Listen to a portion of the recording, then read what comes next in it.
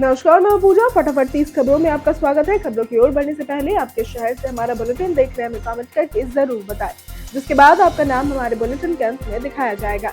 चलिए अब जानते हैं देश प्रदेश की प्रमुख खबरें।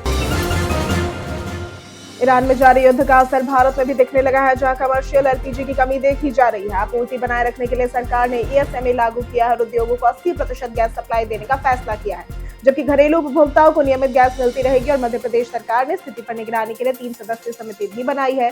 विपक्ष ने सरकार से स्पष्ट जानकारी देने की मांग की है। ईरान पर अमेरिकी इजरायली हमलों के बाद पश्चिम एशिया में बढ़ते तनाव का असर भारत के दवा उद्योग पर भी दिखने लगा है। सप्लाई चेन बाधित होने और डॉलर मजबूत होने से केएसएम और एपीआई जैसे कच्चे माल की कीमतें 5 से 100% तक बढ़ गई है। समुद्री मार्गों में रुकावट और कंटेनर की कमी से आयात प्रभावित हो रहा है, जिससे दवाओं की कमी की आशंका बढ़ गई है। मिडिल ईस्ट संकट के कारण भारत को गैस सप्लाई में अस्थायी दिक्कत हो सकती है। कतर से गैस महंगी होने पर भारत अमेरिका और नॉर्वे से एलएनजी मंगाने पर विचार कर रहा है। हालांकि इसमें करीब 2 महीने भी लग सकते हैं। सरकार ने एलपीजी उत्पादन 10% बढ़ाकर घरेलू उपभोक्ताओं सीएनजी और पीएनजी को प्राथमिकता देने का फैसला किया है। ईरान अमेरिका युद्ध के कारण जेट फ्यूल महंगा होने से एयर इंडिया ने घरेलू और अंतर्राष्ट्रीय उड़ानों के किराए चरणबद्ध तरीके से बढ़ाने का फैसला किया है। मिडिल ईस्ट, अफ्रीका और दक्षिण पूर्व एशिया रूट पर फ्यूल सरचार्ज बढ़ेगा। हालांकि एयर इंडिया एक्सप्रेस फिलहाल सरचार्ज नहीं लगाएगी। एटीएफ कीमतें और वैश्विक तेल अस्थिरता एयरलाइंस की लागत पर दबाव बढ़ा रही है।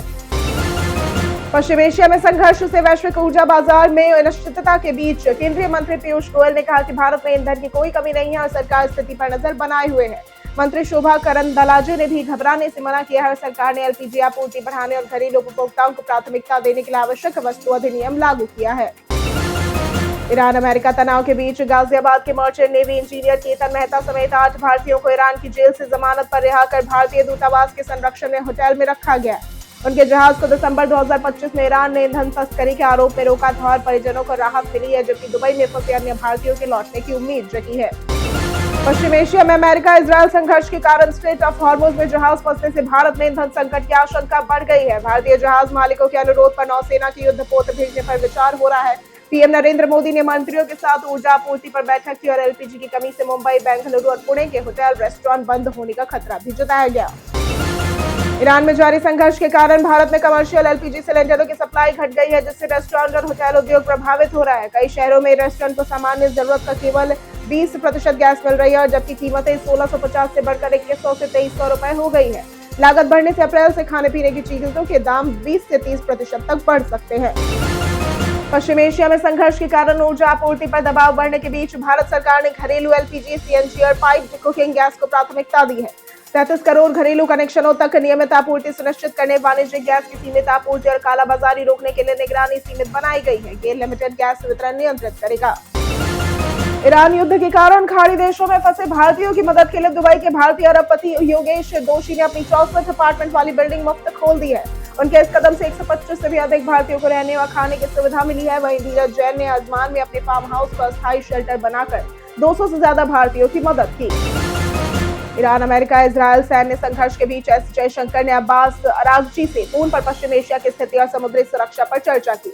ईरान ने तनाव के लिए अमेरिका इजरायल को जिम्मेदार ठहराया। स्ट्रेट ऑफ हॉर्मुज लगभग अवरुद्ध होने से तेल कीमतें बढ़ी हैं। भारत ने क्षेत्रीय शांति, व्यापारिक जहाजों की सुरक्षा और खाड़ी में रह रहे भारतीयों की सुरक्षा पर चिंता जताई।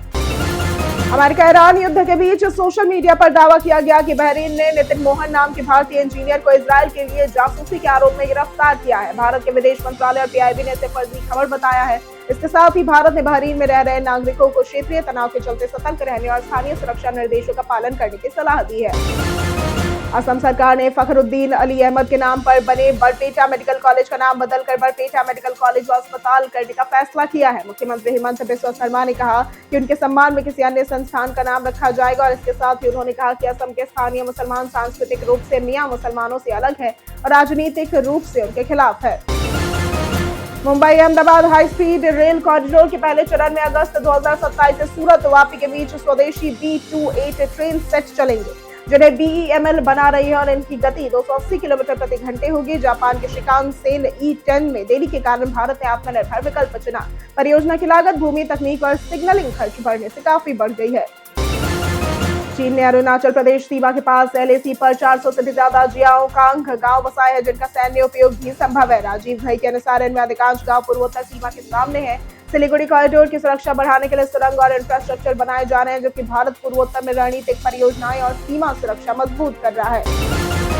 बांग्लादेश में बीएनपी की जीत के बाद तारिक रहमान के नेतृत्व में नई सरकार भारत से रिश्ते सुधारने की कोशिश कर रही है। डीजीएफआई प्रमुख ने मार्च में दिल्ली जाकर रॉ और भारतीय सैन्य खुफिया अधिकारियों से मुलाकात की।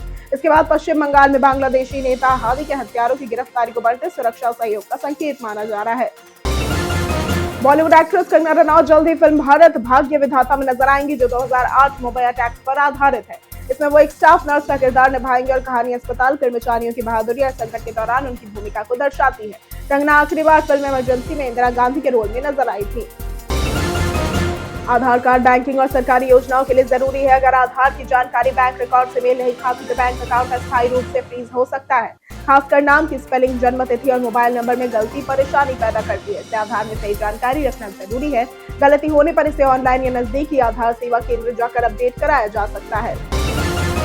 चीन ने अपनी 15वीं पंचवर्षीय योजना 2026 से 2030 तक में भारत से सटे संवेदनशील सीमावर्ती क्षेत्रों में रणनीतिक परिवहन नेटवर्क मजबूत करने की योजना बनाई है।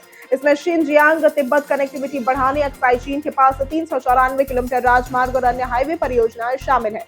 उद्देश्य सीमा सुरक्षा, सैन्य गतिशीलता, तेज रसद और दूरस्थ क्षेत्रों के आर्थिक एकीकरण को मजबूत करना है। T20 विश्व कप 2026 जीतने पर बीसीसीआई ने भारतीय टीम को 131 करोड़ रुपए देने का ऐलान किया। अहमदाबाद में फाइनल में भारत ने न्यूजीलैंड को 96 रन से हराकर रिकॉर्ड तीसरी बार खिताब जीता और लगातार दूसरा टाइटल भी अपने नाम किया। हरभजन सिंह ने कहा कि इतनी बड़ी उपलब्धि के लिए इनाम और ज्यादा होना चाहिए था।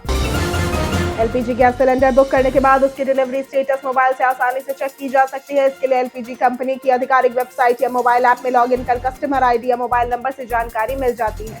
इंटरनेट न होने पर एसएमएस से भी स्टेटस पता कर सकते हैं और इससे डिलीवरी का समय पता चलता है और जरूरत पड़ने पर शिकायत भी की जा सकती है।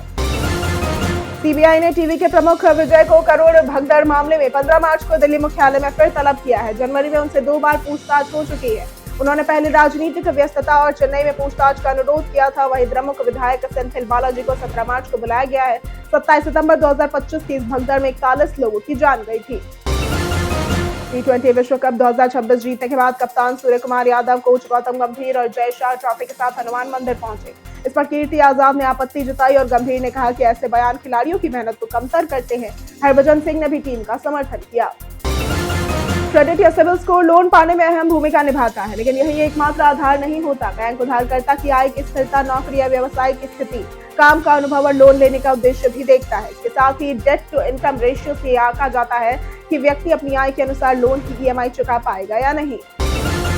रणवीर सिंह के धुरंधर 2 की रिलीज डेट के बाद कई बड़ी फिल्मों ने अपना शेड्यूल टाल दिया है। अब अधिविशेष और मृणाल ठाकुर की डकैत भी 19 मार्च से आगे बढ़ाकर 10 अप्रैल को रिलीज होगी और यह फिल्म शेनेल देव के निर्देशन में बनी और एक गुस्सैल कैदी की अपनी पूर्व प्रेमिका से बदला लेने की कहानी पर आधारित है, जिसमें रोमांस, एक्शन और इमोशनल ड्रामा भी है।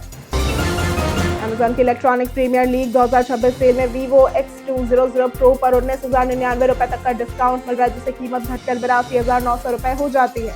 4 में 6.78 inch 1.5K 120Hz AMOLED display, MediaTek Dimensity 9400 processor, 16 GB RAM और 512 GB स्टोरेज है। कैमरे में 50 MP प्राइमरी, 200 MP टेलीफोटो और 50 MP अल्ट्रा वाइड लेंस के साथ 32 MP फ्रंट कैमरा भी है। 6000 mAh बैटरी, 90 वाट वायर्ड और 30 वाट वायरलेस चार्जिंग भी उपलब्ध है। कार की सर्विसिंग पर ध्यान तो देते हैं, लेकिन टायर अक्सर नजरअंदाज रहते हैं। टायर पर लिखे कोड जैसे कि 195/65 R1591B टायर की चौड़ाई, ऊंचाई, रिम साइज, वजन और सीट कैपेसिटी बताते हैं। एक्सपायरी के लिए साइड पर 4 अंकों का कोड होता है, जैसे कि 2425, जो 2025 के 24वें हफ्ते में बने टायर को दर्शाता है। पुराने टायर खतरनाक भी हो सकते हैं। सुप्रीम कोर्ट ने एनसीईआरटी की कक्षा 8 की सामाजिक विज्ञान की पुस्तक समाज की खोज भारत और इससे आगे के विवादित अध्याय 4 में न्यायपालिका में भ्रष्टाचार के कथित संदर्भों के कारण बैन लगा दिया। अदालत ने विशेषज्ञ पैनल से समीक्षा कराने और केंद्र को आदेश दिया। एनसीईआरटी ने माफी मांगी, पुस्तक वापस ली और शैक्षणिक सामग्री में जिम्मेदारी बनाए रखने का वचन दिया। अमेरिका के stealth surveillance drone RQ-170 sentinel को 2011 में ईरान ने कब्जे में ले लिया। इसके बाद ईरान ने रिवर्स इंजीनियरिंग पर स्वदेशी ड्रोन विकसित किए, जिनमें शाहिद 171 सीमार्ग और स्पाई घेर शामिल है। ये ड्रोन फ्लाइंग विंग डिजाइन वाले हैं और कई लक्ष्यों पर हमला करने में सक्षम है। अमेरिका की तकनीक की नकल पर आधारित है। वाणिज्य और उद्योग राज्य मंत्री जितिन प्रसाद ने लोकसभा को बताया कि अमेरिका में टैरिफ से जुड़ी अभी घटनाओं पर भारत अमेरिका सरकार के संपर्क में है। 20 फरवरी 2026 को अमेरिकी सर्वोच्च न्यायालय ने पारस्परिक शुल्क अमान्य घोषित किया। अमेरिका ने कुछ उत्पादों पर 10% टैरिफ लगाया और भारत ने द्विपक्षीय समझौते के तहत सीमित कोटा आधारित रियायतों के साथ घरेलू संवेदनशीलता की रक्षा की। बीते दिन बहुत से लोगों ने हमारे सवाल का जवाब दिया था। जिन लोगों ने हमारे सवाल का जवाब दिया था उनके नाम हैं अमरजीत यादव, राकेश मिश्रा, उमेश कुमार, ऋतुराज सिंह, मनोज दास, संजीव कुमार, अमित कुमार, दिलीप कुमार, अक्षय कुमार और सुनील कुमार। इसी के साथ बढ़ते हैं आज के सवाल की ओर। आज का सवाल है, आपके क्षेत्र में मौसम का क्या हाल? आप अपना जवाब हमें हमारे कमेंट सेक्शन में लिखकर जरूर बताएं। आज के लिए सिर्फ इतना ही। हमारे साथ बने रहने के लिए धन्यवाद।